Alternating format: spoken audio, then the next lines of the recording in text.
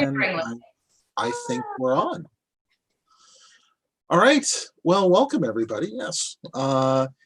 Welcome to SFF Organizations. My name is Victor Raymond. I will be your moderator for today's panel.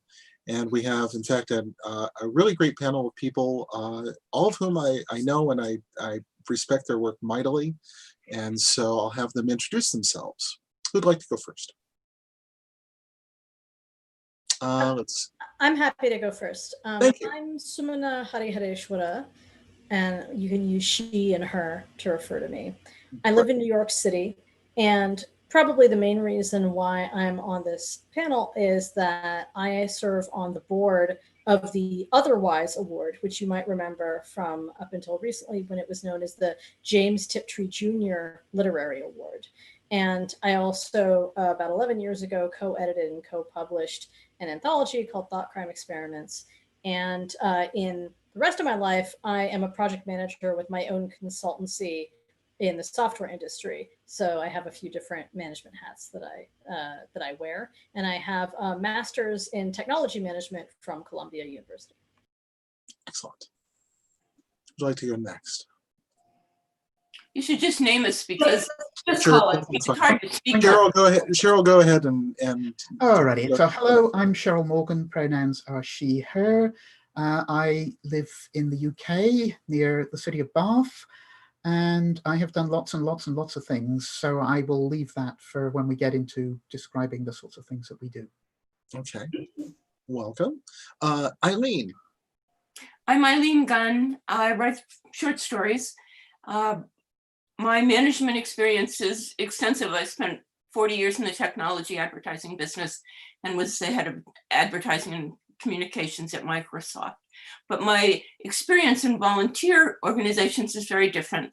I was for 22 years on the board of directors of Clarion West. And believe me, traveling from Microsoft to Clarion West was a completely different experience. I am currently on the board of the Locust Foundation. And in addition, I started the magazine Infinite Matrix, the online magazine, nearly 20 years ago, which was way back at the dawn of the web.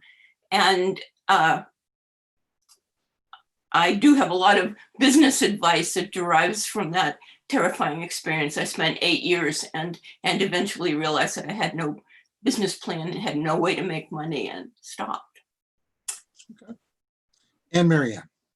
Hi guys, I'm Marianne Mohenraj. I'm a writer, editor, publisher, arts administrator, and English professor. My most recent book was a cookbook, A Feast of Serendip, but I do science fiction stuff as well. My most recent science fiction book was The Stars Change. I think we'll talk about it in more depth, but I've run 3 magazines, 2 arts foundations, and also supervised a ton of student volunteers in a variety of ways, including running internships with my nonprofits. And the one I currently run is the Speculative Literature Foundation, is a 501c3 nonprofit. That's great. Well, this all provides us a little bit of context through your introductions to, so what are some of the organizations that you particularly want to highlight or want to mention to the audience as, some of the things that have helped you learn about this topic? Alrighty, I suppose I should go because I left my list for this question. So let me see, I was the treasurer of the Melbourne Science Fiction Club for a while I was living in Australia. I am still on the board of San Francisco Science Fiction Conventions, Inc., which runs conventions, including Worldcons. That would include the recent one in San Jose. In terms of magazines, I ran a fanzine called Emerald City for about 10 years, which won a Hugo. I also ran briefly Salem Futura as a semi-prozine, which was a paying market. That was nonfiction. That ran for about a year and didn't make any money, so we had to give up on that. But I've recently relaunched it as a fanzine. I, for a number of years, founded and ran a set of awards for science fiction in translation.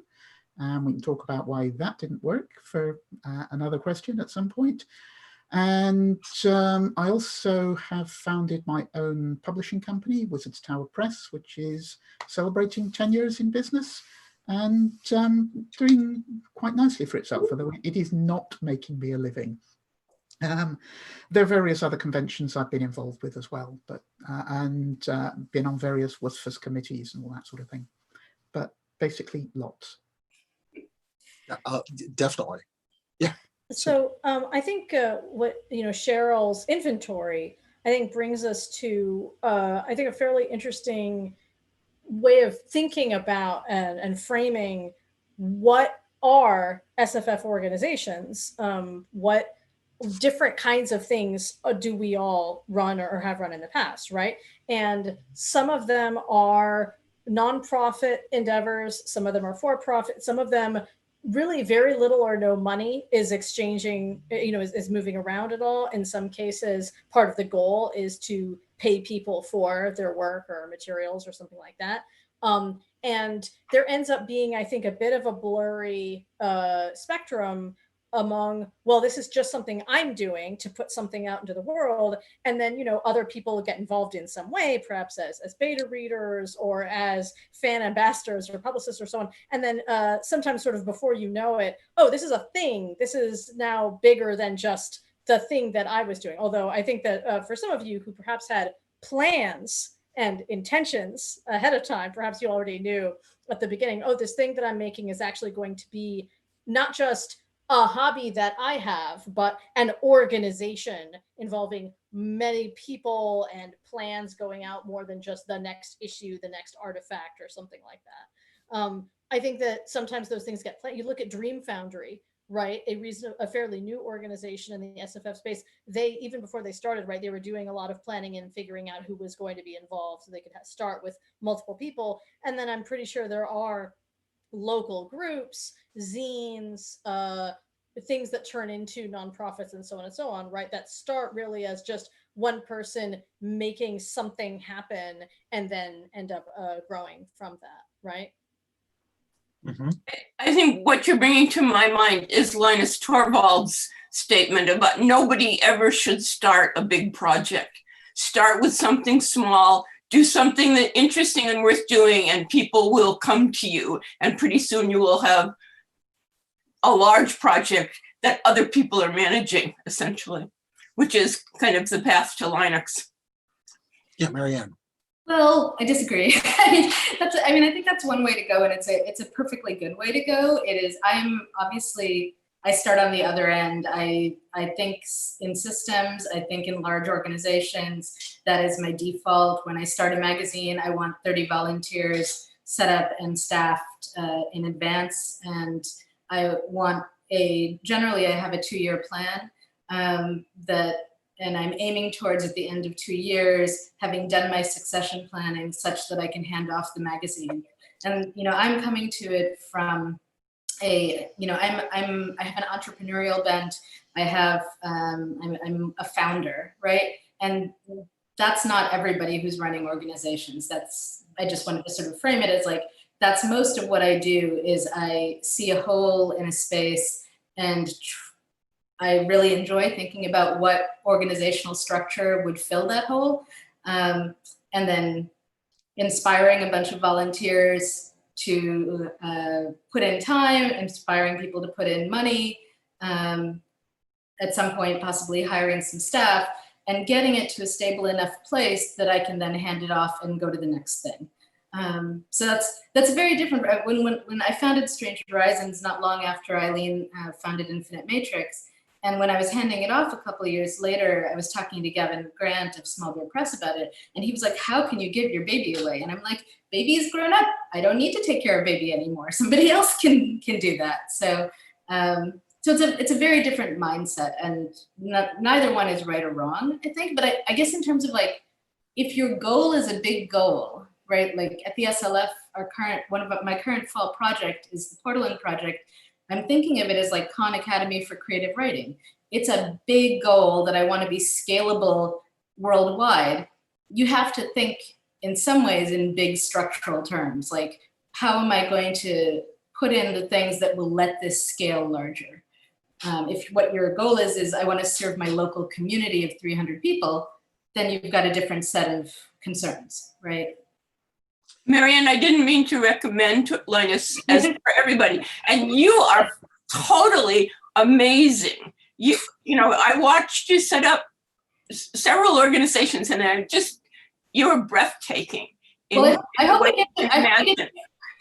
get to talking about failures, because there are things that I wish I'd done differently, and definitely things where I'm like, oh, this could have gone so much better. So I do want to insert one small comment, just listening to all of you talk about this, that sometimes being able to tell the scale of something isn't always immediately apparent.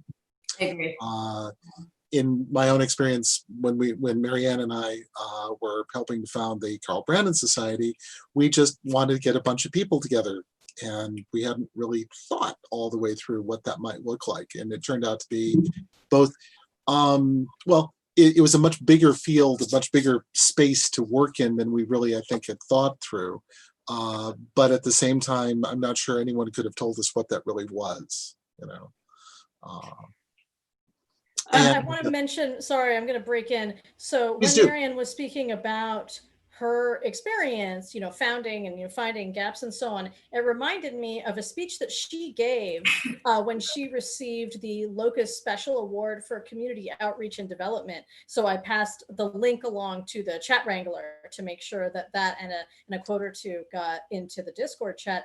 I referred to that because it spoke to me, the idea that sometimes you see a gap and it needs filling, and just because you're the person who initially fills it doesn't mean that you should be the person who's still doing that work, you know, 5 years later. I know that's not necessarily explicitly what you said, Marianne, but it's a useful lesson. I wanted to mention that because it came, I've had similar experiences. Further from SFF, I started an arts festival for performance art about programming. So plays, for instance, and stuff like that about the experience of being a programmer. And so there's a link about that now in Discord as well. But yeah, when you start, the way that I started all that wasn't by starting the festival. I just thought there need to be plays, there need to be plays about the experience of programming. So I wrote and co-starred in one, and then wrote and co-starred in another. And then I thought, okay, there is probably someone out there who is a better playwright than me, and who is a programmer. So if I make a scene right for them, I make a venue for them, then that could happen. And indeed, we got some stuff that was probably better than the stuff that I was writing. Well, I think some of this gets then to one of the questions that we talked about before the panel, which was, so planning, how does planning fit into all of this? How do you go from idea to plan, and how do you implement that? Marianne's given us a little précis on that, but I think that we could probably talk about that some more. I mean, the question is really, how do you get the vision of where it could go? Okay. Planning isn't that hard. I actually had a business plan for the Infinite Matrix, but I had written it for the company that paid me to found the Infinite Matrix. And it was part of their business plan. And they just wanted a magazine. And I said, no, you need a business plan. So I wrote a business plan for them, how they would know whether it exceeded what their goals were, you know, how much money they were going to be spending, what it would do, and all that. But then they went out of business. And they gave me the site, and they'd already invested $100,000 in building the site. And I had planned everything. I had writers, I had everything ready to go, and they couldn't launch it because they didn't have enough money to finish paying for it. So the owner of the site came up, or the owner of the company came up with his own money to pay for a year's hosting and to pay off the rest of the people that had been working for me that they owed money to. And I was left with a site that I could do something with. I posted a notice, you know, hail and farewell. I posted the site that we had created, the launch site. And I said, if anybody has money to back up a magazine, please get in touch. And somebody did. So I ended up with the money and the magazine And the business plan, which I had created, was out the window. And I did not create a new business plan. And I did not have the vision that Marianne had of what could happen if it was a success.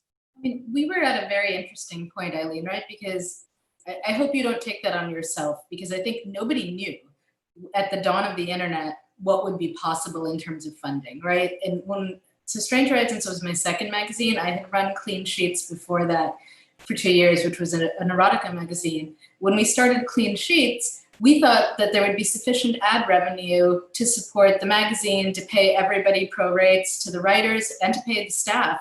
Because back in 1998 or whenever that was, it was people were throwing a lot of ad money at the internet, right? There was a lot of money flowing back then, and that all dried up a couple of years later, right? It just went away. And so by the time I started Strange Horizons, I'd seen that happen at Clean Sheets. And when I handed it off to Suzanne Indigo, I said, you're going to have to come up with something other than ad money, because this is not going to sustain the magazine, right? And for Strange Horizons, we went in with this crowdfunding model, but it was such early days. Everyone I talked to for years told me there was no way we'd be able to make the magazine self-sustaining based on crowdfunding. And I didn't know if we would. And, I had a few backers who were putting up initial money, not at the scale you were talking about, because we weren't paying our staff. We were all volunteers, and we were only paying the writers. So I think the initial budget for Strange Horizons was $20,000 a year to put out a weekly magazine. And all that money, almost all that money was going out. There was like website fees, and that's it, aside from that. And I had donors who had sort of guaranteed that money. Actually, I think it was $10,000 a year to start. Sorry, we grew to $20,000 a year. So they had guaranteed the $10,000 a year, and we set goals of like, in the first year, we want to raise $1,000 from crowdfunding. The second year, 2,000. Third year, 3,000. So that by year 10, we'd be self-sufficient in crowdfunding, small donations, and let our donors off the hook. I know we were going to talk about money, so maybe this can be a segue into the money thing, because when Victor asks about planning, I feel like it is, first you have your goal vision, then you're like, okay, what do I need to do to accomplish that goal? And then what is it going to cost? Where are we getting the money? Right? Like, there's a sequence. Yeah, absolutely. Before we get too much into money, there was something that Eileen sort of tossed off that I'm like, I don't know if I agree. Because Eileen said, well, planning is easy. Maybe it is for you. Maybe it is for a lot of people. But there's a lot of people, including probably some people watching, where planning doesn't feel easy. I know that there are times in my life when planning feels harder and harder, because I feel less and less certain about a lot of conditions that are happening, or I feel despair. Like, what's the point of planning anything that's beyond like the next week or two? Because, I feel a lot of hopelessness or a lot of uncertainty or something like that. And that's an emotional, and then there's just the skill, right? It's a skill that probably a lot of us have learned, and maybe we don't even realize we learned it, but it's a skill to think about, what would I like to have happen? What are the preceding conditions that would need to be there in order for that to be true? Breaking those things down. And it's a skill that one can learn with practice. So if you feel like, oh, I'm hopeless at planning, it's a possible thing that you could get better. There's plenty of books on planning. I mean, basically, it isn't easy. You're quite right. It's something that you learn to do. But in my experience, it's a hell of a lot easier than running an online magazine. Planning is, you're making it up. It's like writing fiction. You're making it up. You try to be as accurate as you can and everything. But running a magazine is a bit different from planning one. It's just, and I can understand that, mood has something to do with how well you plan. And I never envisioned it. I never envisioned running the Infinite Matrix. And then I never envisioned it being an organization, it being a group of people that put it out. Whereas Marianne sees those people first, and and she recruits them. Whereas people would come to me and say, can I help? And I'd say, yeah. What do you want to do? I didn't have a plan. The community management skill of being able to look at a person and think of a thing they could do and then suggest it to them that is, yeah, that ends up being helpful. And, you know, thinking about systems and thinking about relationships, they're both different temperaments. If you have both, that's amazing. Yeah, I think, Cheryl's been trying to get a word in, I think. sorry, Cheryl. Yeah, no, I was just going to throw out that I'm not a planner, I'm a pantser. Which, you know, it's a writer thing to say, but in my long experience of doing these things, the plans never survive contact with the general public. Sometimes when I've started things, I've had plans I wanted to achieve, and they haven't happened because the nature of the internet has changed quickly, or I've been unable to inspire people with the thing I was trying to do. And you know, sometimes just the world just changes, and you just roll with it. And because a lot of the stuff is something that I'm doing essentially as a hobby, not in order to make a living, then I'm happy to roll with it. And if I'm carrying on enjoying what I'm doing, then great, and it's working. And if not, then I will try something different.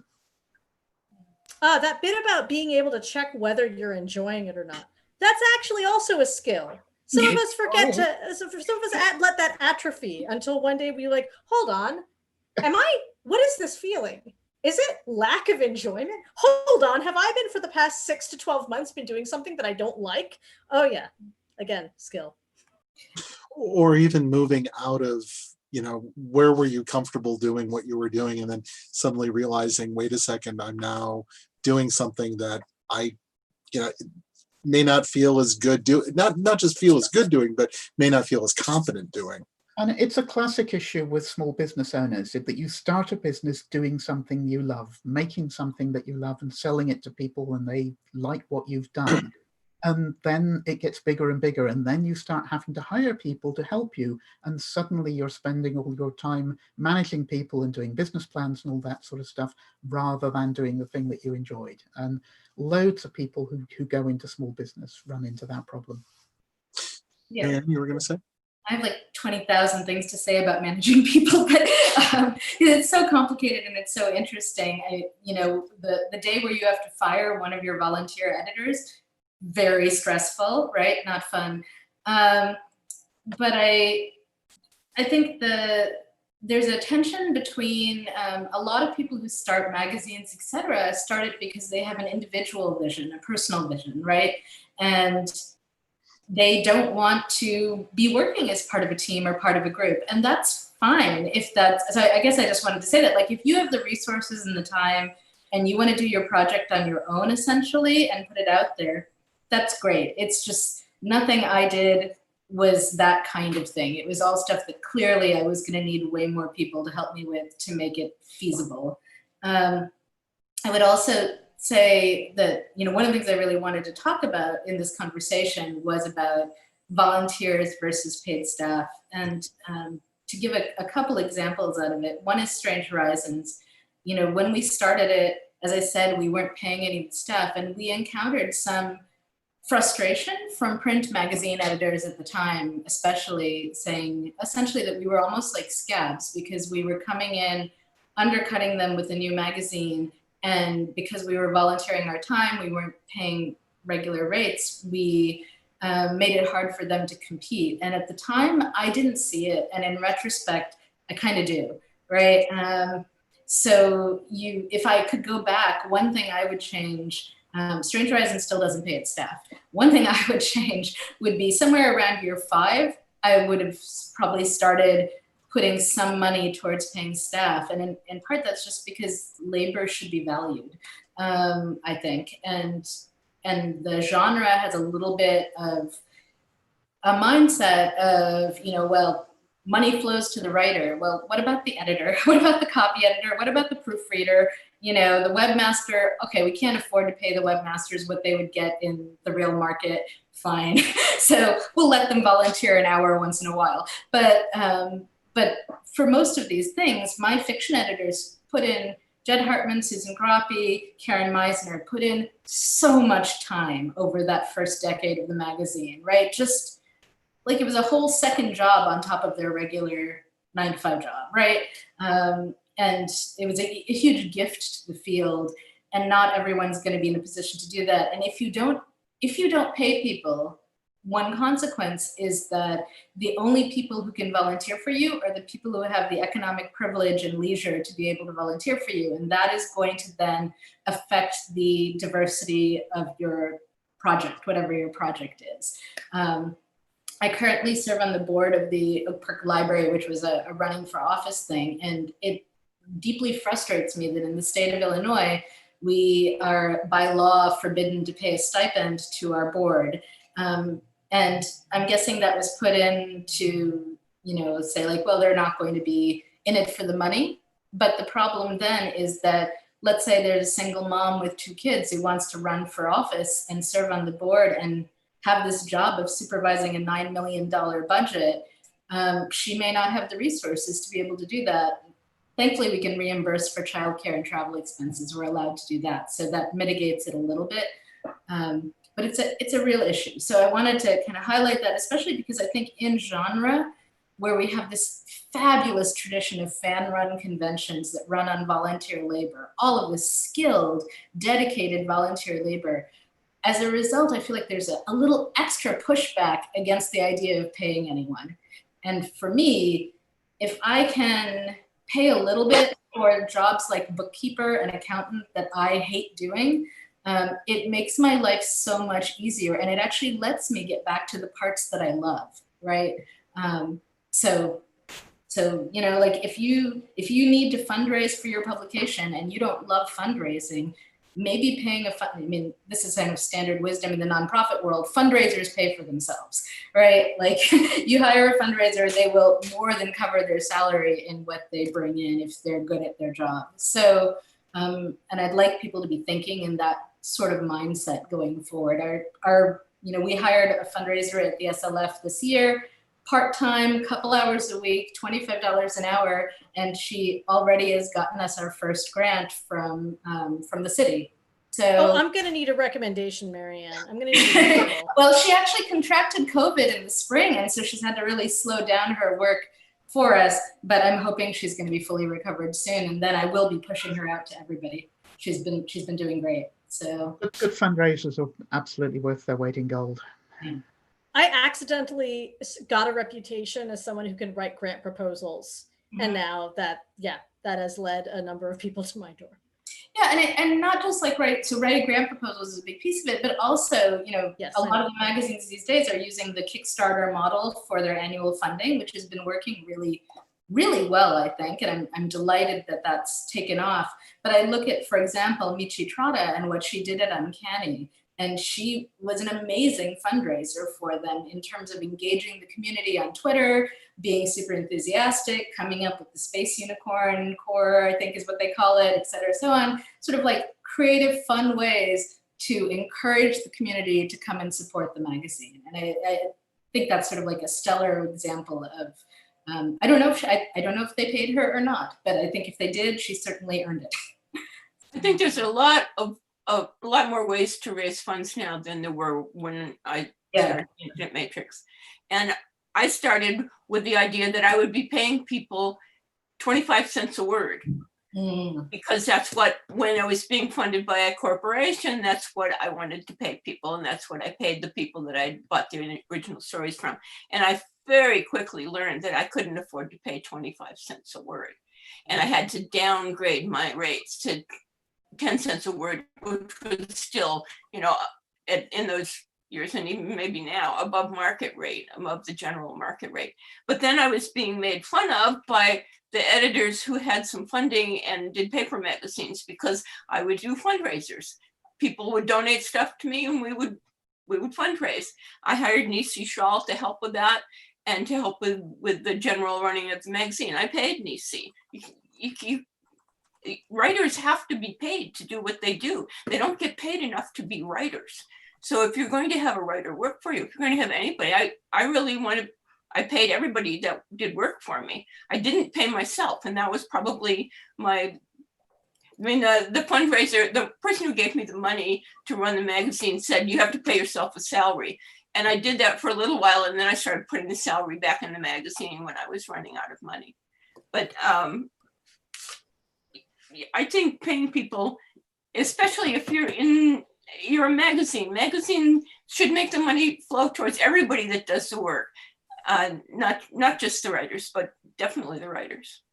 Well, this also comes back to the larger issue about, you know, monies and budget, and I think Sumina had some thoughts about that. I think that one of the things that I'm guessing there are some people watching this, and perhaps at least one of those people doesn't know some things about how much money specific things take.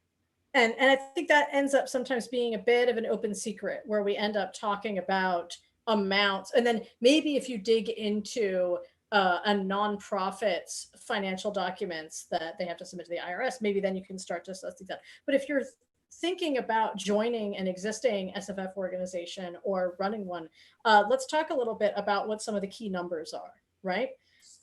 So the idea, if you are running something that involves publishing other people's work, then you should probably fiction work, for instance, you should probably look at the rules that the Science Fiction and Fantasy Writers of America use for how much are you paying if at a professional rate. Just, I'm not saying therefore pay that much. I'm saying that's going to give you a gauge for how much people might expect to be paid. And so that's why Eileen was speaking about running a magazine, paying people at a certain level of cents per word, because that's usually the guidelines. So you can start using the multiplication function in your spreadsheet or what have you and figure out, okay, if you want to publish one story a week over the course of stories, maybe you're publishing between 1,000 and 9,000 words in a story. Okay, so maybe there's a median there and you can figure out, okay, how much money will you need just to pay those people? There are a variety of other costs that it takes to run an organization. You're probably going to have to throw some number, definitely generally under $100 per year at setting, a domain name, some amount of money, maybe about the same amount at some hosting and having, a free blog or something like that. And you start adding things up like that. I think one thing that people might want to think about when it comes to budgets, if they're starting a new thing or running something, is the costs often add up once you start to add in travel, scholarships, and similar kinds of things that you're giving to other people that will cost, hundreds or thousands of dollars, and things like that. You look at, I think that the Otherwise Award, right? Our budget of how much we really need per year, basically the biggest line item in there is flying the person who has just won the Otherwise Award and possibly a companion to Madison, Wisconsin for WisCon, putting them up in a hotel for a few nights and flying them back.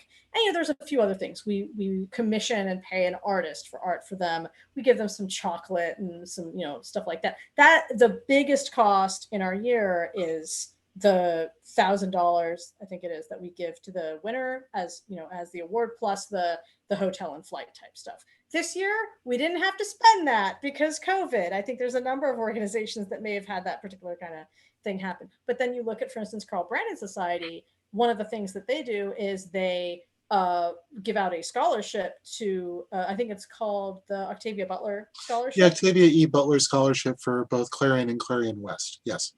Victor, you want to describe what that is? The Carl Brandon Society provides scholarships for writers of color to attend each workshop.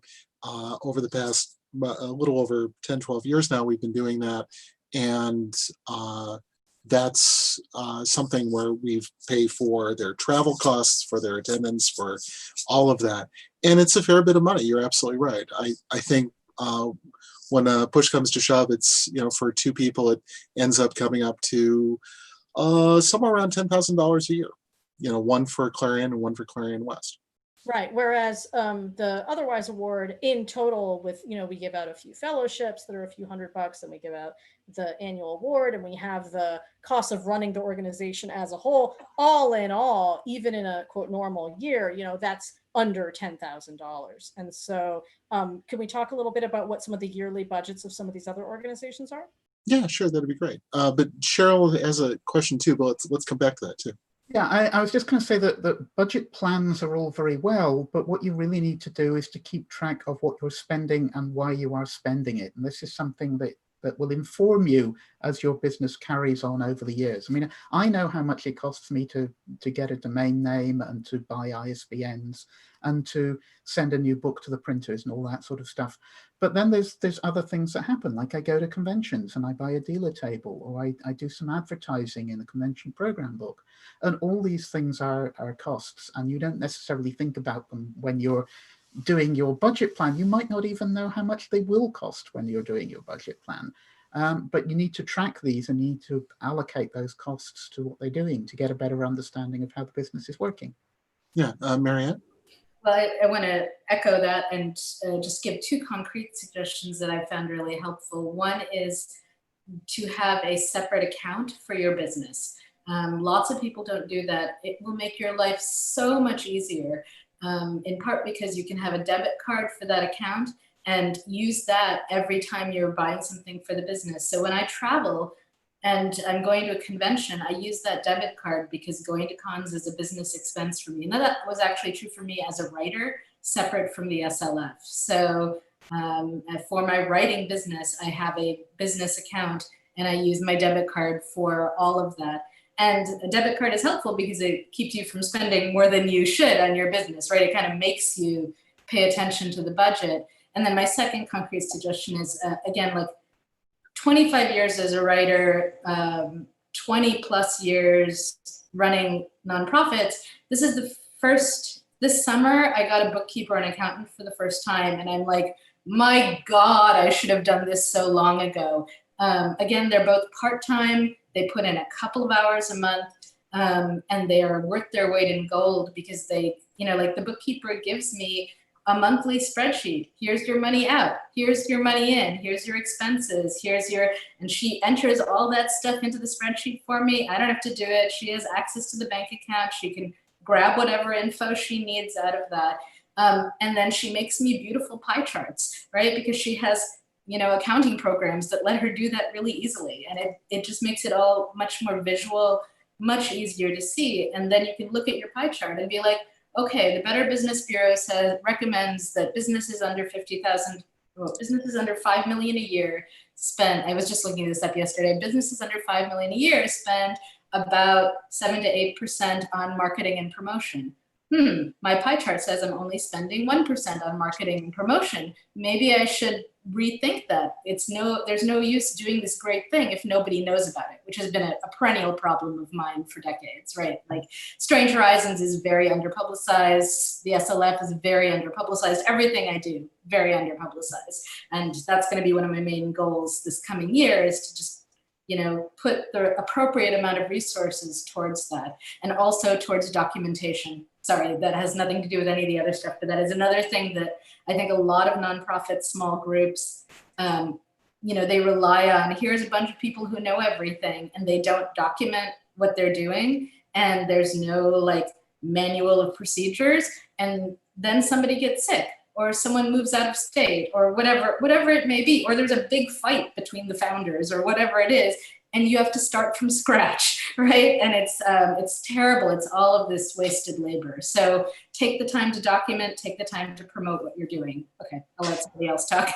Well, Marianne, let me follow up on this with Sumit's question on this, which was, so what would be the annual budget for the SLF and for when you were running it for Strange Horizons? Strange Horizons was 10 to 20,000 a year. I'm not sure what they're at right now. It's been 18 years since I ran it, so I don't know where they are. The SLF is interesting because I would say what happened with them is I started it in 2004, ran it sort of gangbusters for a couple of years. We gave out awards, we had a mentoring program, we started the grants, we had a technology exchange, we were building out this resource website.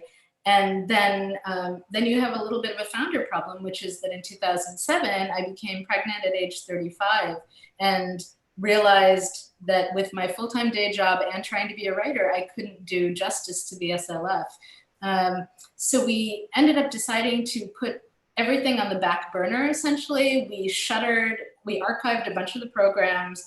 Malon Edwards put in volunteer time as grant administrator to keep it running, keep the grants going. And he basically carried it for more than a decade. So our budget in those years was like, I don't know, $1,000 to $3,000 a year. It was just people gave us money for the grants. We gave the grants out again. Now it's gotten much bigger, but it's hard to, so there's a thing about 501c3s, which is that donations to us are tax deductible. That means that we can serve as a fiscal sponsor or fiscal agent for nonprofits that are not 501c3s. And Victor actually did our 501c3 application way back in the day, and we're very grateful. Use the resources of your community. He volunteered his time to do that. So when we count our money, the budget that we spend is somewhere around $5,000 to $15,000 a year right now, but our pass-through budget can be as close to $50,000. It doesn't really count in that sense. People donate the money to us, and we take a 5% percentage and give the rest, pass it through to the other org. So sorry, it's a little weirdly complicated because of the pass-through stuff. And the library that I serve on the board of is a $9 million budget. Yeah, one additional note in acting as a fiscal sponsor, increasingly the IRS wants organizations that do act as fiscal agents to have some commonality, some common sense of purpose between what they already do and who they are fiscally sponsoring, right? Yeah, and so we served as fiscal sponsor for FogCon, for the Odyssey writing workshop. So those were all very much centered in the field, and I think that's appropriate. We pushed it a little this spring because we got a request from a local org that was doing meals to medics, and they needed a fiscal agent. And so we ended up taking $30,000 in donations for that and passing it along to them. They found the donors, and we were just the funnel. And I ended up sort of, well, we can justify this because we're starting up a makerspace and we're going to be teaching cooking classes along with writing classes. So Meals to Medics is sort of close enough that the IRS, and it's COVID related. Nobody's going to get mad at us. Knock on wood. So we've had our 10-minute warning, a little bit of a note. Did either Cheryl or Eileen want to add to some of that? Just in terms of budget, I've just been looking up my accounts for Wizards Tower Press, and the last full set of accounts that I've got, we took in £15,500 over the year. There was about 2,000 profit on that, which obviously is not enough to pay me a salary. But out of that, I managed to pay authors $11,500, which I'm really, really pleased about. And yeah, Wizards Tower is not there to make me money.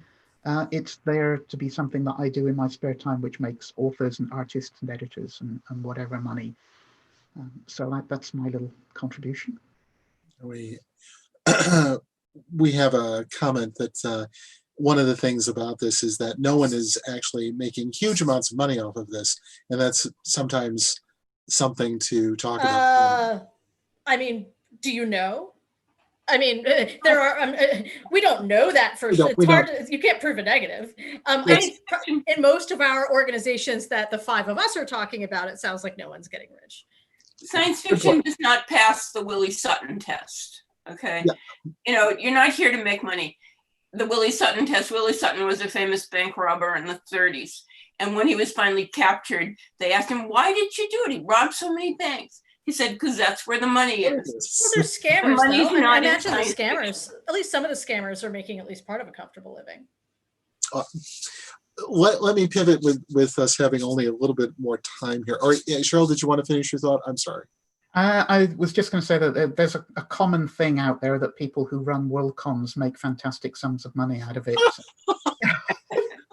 I mean, it's a long time since I saw a WorldCon budget, but back in 2002, we thought we might be the first ever WorldCon with $1 million turnover, and over half of that went on the facilities, right? Just paying the convention center, and I didn't keep track of how much it cost me, but I know that it cost Kevin Stanley over $50,000 to actually run a WorldCon in terms of money that he spent traveling to places and convention membership. I've run I run this little mini con, which is 100 to 300 attendees usually, but a South Asian lit convention, and we bring in people from all over. So we often have 30 panelists, international people coming in. And I found it terrifying because every time I was like, are we going to get enough registrations that I'm not going to need to put $5,000 on my personal credit card to make it happen? And we like always like just barely broke even. I found it too stressful to keep doing, in fact. And if I were going to do it again, I would run a Kickstarter first to fund it. You know, that option is much more available now, and it really helps alleviate a lot of the budget stress. I'd like to hear, and we don't have much time left, but what your takeaway is now. You know, so much money, and it's all this volunteer time, and it's all this agony. How do you feel about it now, having done all that, not having made a fortune, and for anybody? Sure. Marianne? I mean, I don't know. If I could go next, it was super fun. You know, like I think Strange Horizons was just great fun to run for 2 years, and I got so much pleasure and joy out of it. I think it may well be like my most lasting literary contribution, period. So aside from all my, you know, like more than any of my own writing. So I don't know, I think it was a delight, and I'm excited about what we're doing with the SLF, even if I do have to I tend to like make big plans and then have to retrench because I don't actually have enough time to do all the big plan stuff. And then, but then, you know, 3 months later, I make another big plan. And if you keep doing that, it accretes, and eventually you actually have some stuff, right? So. Sumana. I am maybe a little bit more in the middle of my journey, or the earlier part of my journey, just because the main thing that I have done in SFF organizations is just a few years ago joined the board of the Otherwise Ward. I think that there's a saying that you know, you're supposed to each one teach one, or something like that. And if I could go back in time, I would have tried to put more energy from the very first moment into finding my replacements. Yeah. You know, to setting things up so that I could more easily be replaced, and finding. And so I'll just mention to you right now, the main thing that got me onto the board of the Otherwise Ward is that I am the auctioneer who provides some entertainment and helps raise money every year at WisCon for the Otherwise. So if you are watching this and you have a bit of a funny bone and you care about expanding the scope of how we understand gender in speculative fiction, maybe consider talking with me about whether you could be an apprentice auctioneer for next year. A little bit of a warning. We are at our 3-minute warning, maybe 2-minute warning at this point. So any concluding thoughts? It's so clear from our comments that we could go for another 2 hours easy on this topic. So I have one, which is that, you know, the Infinite Matrix was it ended 12 years ago. You tend to think, well, that was then. But right now, Matt Ruff's Lovecraft Country is a hit on is it Netflix, and that was sparked by Pam Knowles's essay Shame, which I published in the Infinite Matrix, and her essay is still getting hits. The Infinite Matrix is still up there, and it's still getting hits. And I am probably the happiest I am about the Infinite Matrix was my ability to nurture and publish that essay by Pam. And I can see that it's, when I first read Lovecraft Country, I'm thinking, wow, this is really familiar.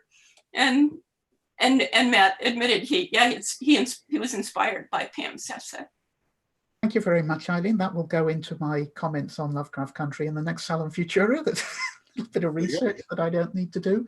I'm shocked actually at the number of people commenting on the TV series who have no idea that there's a book, but there you go. That's another issue altogether.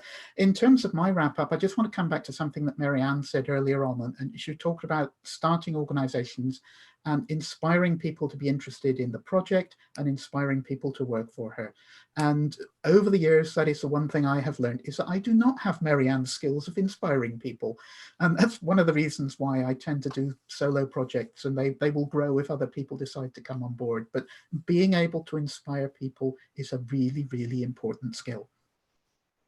Yeah, you need to have somebody who's willing to stand up on a chair in the middle of the tea party or whatever it is, and just tell it like it. You know, we used to have these Strange Horizons tea parties, and people would come to the party, but if you don't pause at some point, climb up on a chair and be like, "Hey, this is what we are. This is how you can support us. This is how you can get involved." There's a lot of people who have good feelings towards you in the room, but they need direction, right?